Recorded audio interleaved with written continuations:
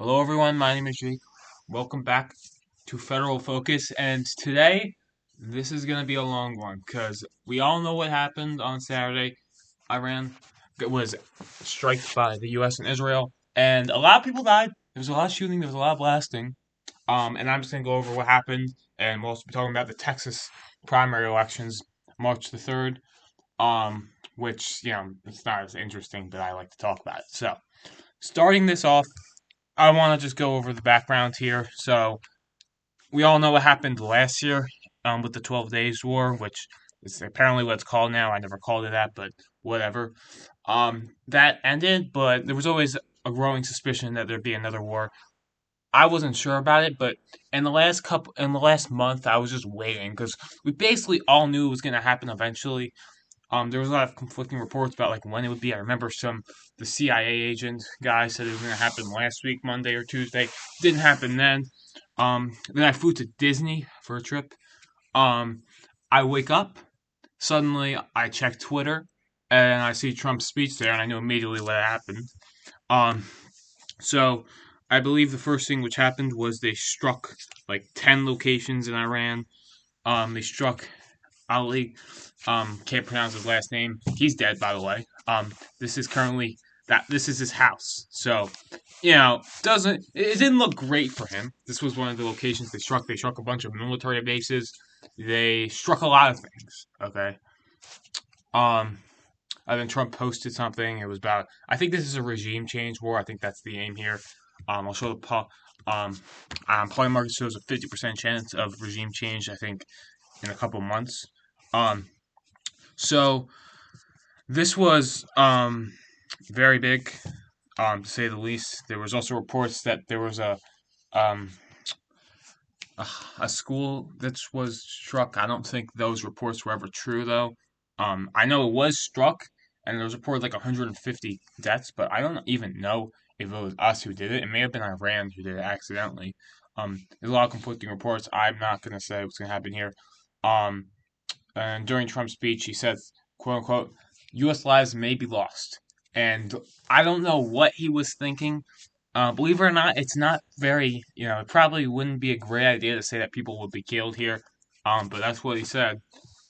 Um, and after this, Iran, I believe, said that they would, quote unquote, have a very big response. And what they meant by that is that they would is that they would bomb the entire Middle East.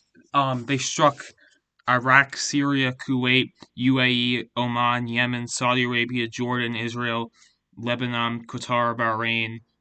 They struck Cyprus recently to strike the UK. I don't know what Cyprus did, but they basically struck the entire Middle East. And believe it or not, striking the entire Middle East probably not going to make the entire Middle East happy. And so basically, the entire Middle East is now going against Iran. You can see the map here of where the strikes happened. Well, you can't because it won't show it, but this is the blue ones are the ones which us in Israel did. I don't know why there's this Iraq one here, but as you can see here, this is one in Yemen, I believe. There was one in Oman, I believe. UAE, Qatar, Bahrain, Saudi Arabia, Kuwait, Jordan, Israel, Lebanon. Basically, all of it was struck. This operation, for the U.S. is called, well, for Israel it's called Roaring Lion. I believe this is just because, in the old Persian Empire, the flag had a lion on it, so I believe it's signaling that they want to return to that. And then we called it Epic Fury for some reason. Um, we can see that this is still going on. The strait, like an oil strait, was closed, and that's going to lead to oil prices probably going up by a bit. I believe it's up by around 8% right now. It's only been open for a little bit. Recently, I believe a couple hours ago, the Houthis started striking Israel, and basically this has created a whole entire regional war. Basically, everyone's against Iran right now. Okay, I believe Saudi Arabia recently authorized um attacks on them.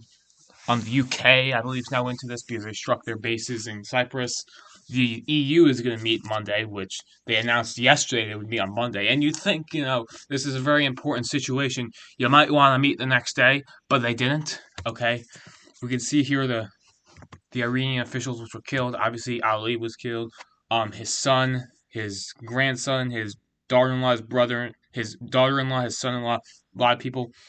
The former president was killed.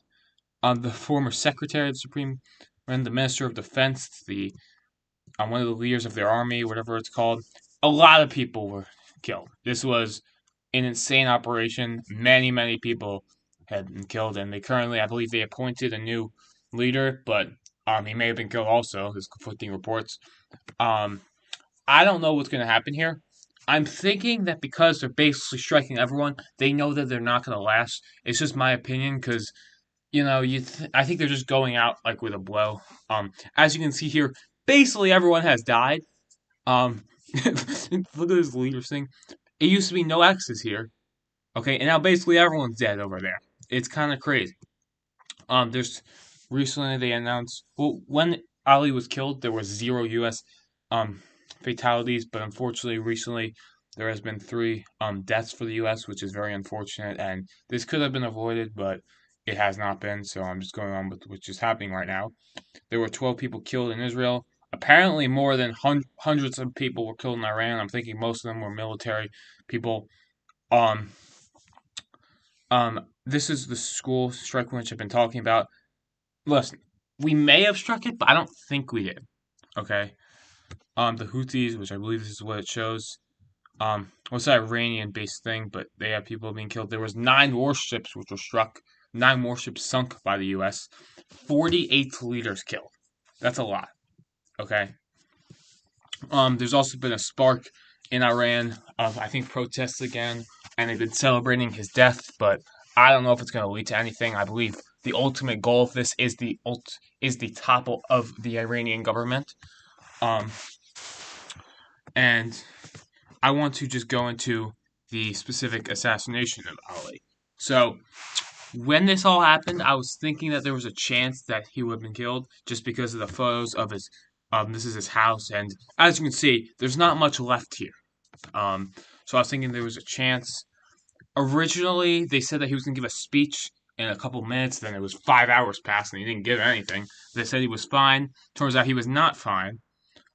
There was a bunch of conflicting reports. You kind of just had to be there while it was all happening. Um, so I believe the first one, which was a chance, was Channel 12 in Israel. I saw that they announced that he could have been dead. Then they announced that he was dead, but then Iran said he wasn't dead. Then the U.S. never confirmed it, and Fox News then confirmed it. Then Trump finally posted on Truth Social that he was dead. It was a whole thing, and it actually didn't take until the next day in Iran for it to happen. It was later, yesterday in the night. I believe it was like 8 p.m. They announced that he was dead. They declared a 40-day period of mourning, which is not being followed. A 7-day national holiday. So it's not being followed. As I said, there's like a crisis going on of who's going to be the leader. There's supposed to be Iranian Supreme Leader election, but apparently they already elected someone, so I don't know what's going on there. There's been some polls about it. There's been variations in the poll. As you can see with this one, 27% of people approve of it, but there was one, another one by, I forgot the name, but you can search it up. It was like 54% of people approve of it. I think this is mostly split on party lines. Some people who I will not name are not very happy about it, who are right wing, but I don't want to go into that because I don't like them very much. So there's been a lot of reactions here. Iran, as you can say, is not very happy. The Middle East, not including Iran, is basically turning against them. They obviously don't like Israel, but I guess they hate Iran even more just because they're not friends with Iran either. The Iranian diaspora is pretty happy mostly. And we're just gonna go over what different states have happened. France, I'm pretty sure, said that they were fine with it. Germany said they were fine with it. India didn't care. Lebanon, which I think they had bigger issues to urge restraint, and they have the Houthis on them, so they basically control half the territory there. Oman, which is basically like they didn't really get involved with it, but they were still, I believe there was at least sirens there, or they were striked or something. Russia said, quote unquote, I think it was not quote unquote, but they said it was an unprovoked act of armed aggression, which is totally not ironic at all. The UK is now getting involved with it. The UAE, Qatar, Bahrain, Saudi Arabia, I believe they're now getting involved in attacking Iran because they didn't want to get struck themselves. And this is a very much still ongoing event. I think Trump said this will last a couple weeks at least. I believe that this will either end, and I believe this will probably end a regime change. I don't know how, but that's my opinion.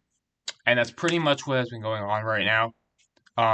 Probably as soon as I get rid of this, there'll be more stuff going on, but I'm just making the video now. So, finally, on to something which is in Iran, the Texas primary elections, which are going to be going on Tuesday. There's a couple ones which I just want to go over. One of them is the Senate. There's very competitive primaries on each one. Republican primary, where there is an incumbent, which is John Corbin. This will almost certainly go to a runoff if no one gets 50%, or I believe it is, because I know in the Democratic primary, if no one gets 50%, it goes to a runoff. This one, it's probably going to be Paxton. He has like an 80% chance of winning. Corbin's not popular because he's not right-wing enough for the Republican Party. Wesley Hunt's in there. I don't know what he's doing there. He has zero chance of winning and give up his congressional seat. On to the Democratic primary one, which I think is more interesting. So, I'm going to say this. If you are the Republican Party, you are hoping and you are praying that Jasmine Crockett will win. Because if she wins, Texas will not turn blue this cycle. There is no chance that she becomes a senator, okay? White voters are going to go out in droves against her, I'm sorry. And black voters will go out in droves for her, but it's obviously not guaranteed that she won't win the primary or the general election, but I don't think that she's going to win it.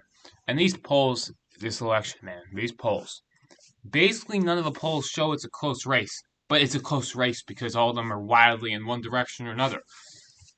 As you can see here, this one's plus 12 James Tallarico, but this one's plus 18 Jasmine Crockett. So I don't really know what's going on here, but yeah. Another interesting one which is going on is a House seat involving the YouTuber Brandon Herrera, which is trying to take over Tony Gonzalez's seat. I'm not going to be able to find this here. All I'm going to say to you is that Tony Gonzalez is absolutely screwed. Insane scandals going on over there. I hope he loses the primary, and he almost certainly will. And last but not least, some non-politics news technically is Artemis program. I just want to go over some new changes which they have made, which is notably that Artemis 2 is supposed to happen in April 1st, or in April, I guess, and they currently moved back when the moon landing has happened, but they didn't technically do it. So they changed Artemis 3, which was supposed to be the moon landing, and they made it from late 2027, early 2028 to early 2027, and instead of landing on the moon, it'll be a low Earth orbit mission, and I don't know what it'll be, and they made Artemis 4 the one which will land on the moon, and it'll happen the same time which Artemis 3 was supposed to happen. And Artemis 5, I guess, will happen later in the year. So they changed this with the goated NASA commander, I have to add. They made it from it going from one mission, landing on the moon every 3 years, to 2 in 10 months. So I love that. But that will be all for today. I don't know if there's going to be a video Wednesday. There probably will, but thank you for supporting, and goodbye. If I can press the button.